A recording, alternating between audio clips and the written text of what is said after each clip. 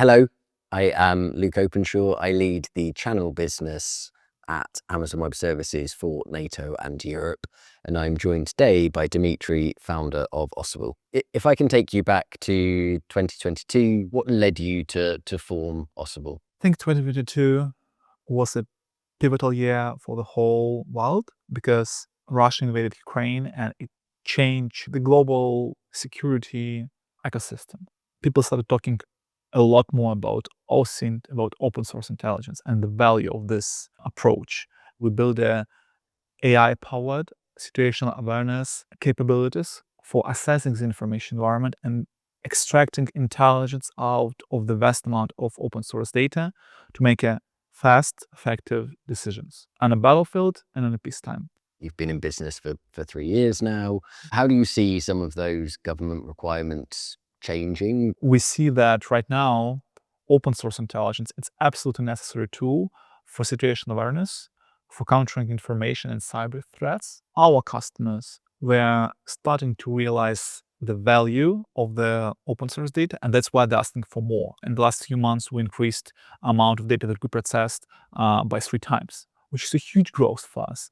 And it wouldn't be possible without the cloud. You need to be able to scale quickly, and the only way to quickly scale it's in the cloud technologies. So I guess let's get into the platform. I prepared a use case of tariffs and global trade. So the setup of the report that I'm about to show is the analysis of the government-affiliated sources. So 30 countries, 20 leading economies. This is inherently a big data problem. Typically, we process up to 500 million data points on a monthly basis. And this data comes in different flavors. Sometimes it's text, sometimes it's videos, obviously different languages. All of this data should be processed via AI. This kind of intelligence report could take, maybe a few days, maybe a few weeks to prepare. But we applied AI to prepare this kind of intelligence in an hour. At the first chart, you can see that AI identified 4 key types of response. Really, not that many states are willing to attack. Quite a lot of states are willing to counteract and pivot. And there are some of those who are willing to negotiate. We can map and use this data coming from the different states. Here is top opinions from the most vocal states. So as we see, Russia, even though they get no tariffs from the United States, they are active part of the changing global trade. But some states, they are kind of hesitating. So they are not sure about the response. And on this chart, we see that, for example, China has all 4 types of response in place.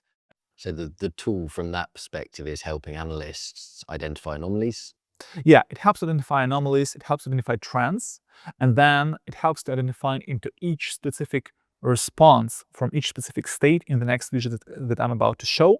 The first one is China. We can see that 62% of everything that China communicated is about attacking.